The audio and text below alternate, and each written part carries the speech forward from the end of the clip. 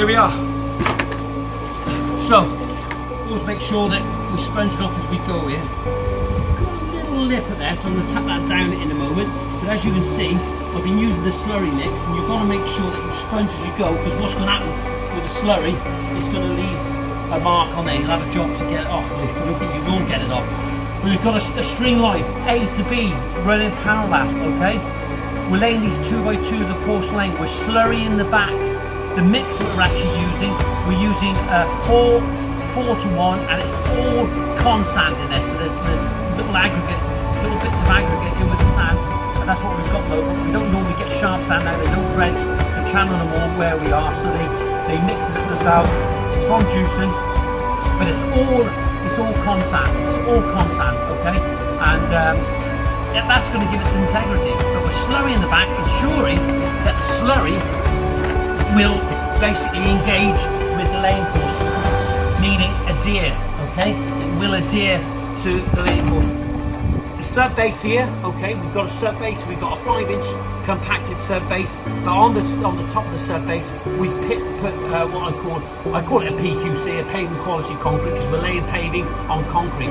But usually with a rigid paving system, we make sure that we don't have too much cement in it, because if it's too strong, cement's always heating up and it has the ability to crack unless you put reinforcing bar in your concrete. But there you go. Just wanted to say, there was a request the other day to show a little bit more in detail about how I lay the paving. We're going to do this a little bit more in the future. I think it's important, but I think for sure paving is without doubt changing, and it is changing. Tap in there, this one back over here. That's good, that's good, that's good. So paving is changing. How we're laying the paving's becoming a lot thinner now. Okay, even with the sandstones, calibrated sandstone years ago, we were laying those 2-inch flagstones, they were heavy. But there you are. We're cracking on with it. See you soon. We've got our slab laid. As you can see, we've got a string line running from A to B. We've made sure that that string line is parallel with the house. The fence behind me is running out of square. The fence, the gateway on that side is actually coming in this side. So we're using porcelain. It's a very sleek. It's an unforgiving product. It will show everything. So when it comes to those squares, so we've had to sort of try and get the balance between the gate and this bit over here. I think we've achieved it. But what we've got to try and do each time, measure with your tape to make sure that you're running nice and square. But remember also, the string line's better because you're running parallel all the way down. Because that brickwork may not necessarily be actually in a straight line.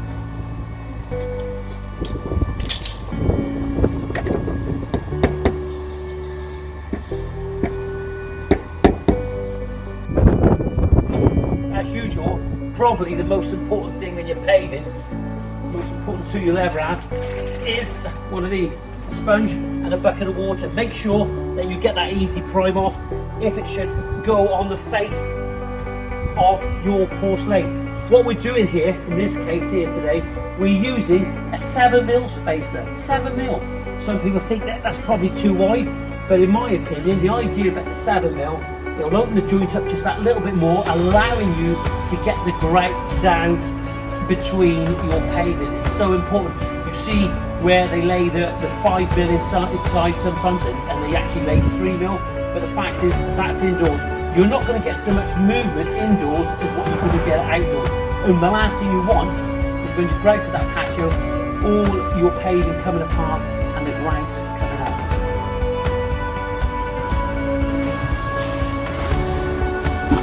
Sorry about my appearance, full of cold at the moment, that's another story.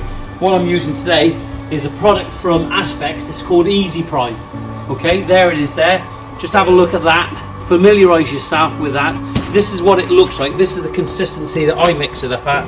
Okay, and the idea about Easy Prime, you put it on the back of the slab, and what that's going to do, that's going to ensure that your paving product adheres to your laying bed. So important that paving across this country now, we're using a lot more 20mm paving products, just like we're using here now. This is a porcelain product, and I think this is ideal to use for even sandstone. That's going to ensure that you don't get any delamination. Some people will say that it's just another way of selling product, but hey, it's belt and braces. That's all it is. It's just belt and braces. Good. But if you come here, come around, I'll step over this side. If you look down this side here, just come right down the blade, look down the blade, and I want to just show you now. You just come from a bit of an angle, Carl, so we'll just show our viewers here. So we've cut this porcelain 600 by 600, but it's not quite 600 by 600. That's the point, is that when you're cutting this porcelain, you've got to make sure, so what we're going to be doing, we're going to be cutting this porcelain down into 4 equal parts. Now this actual porcelain is, before I started cutting it, was 598 mil. Okay, so what we want to do is we want to divide it into 4 equal parts. So we'll cut the first part center, then we'll cut the second part center, and so on and so on. Because if we were to sort of measure 300, the thing that you're not taking into consideration, if you come here, you're not taking in consideration the width of the blade. Okay, if you look at this blade here now, that blade is approximately 2 millimeters wide. So what we've had to do, we've gone center of the width of that slab, and then we'll go center again.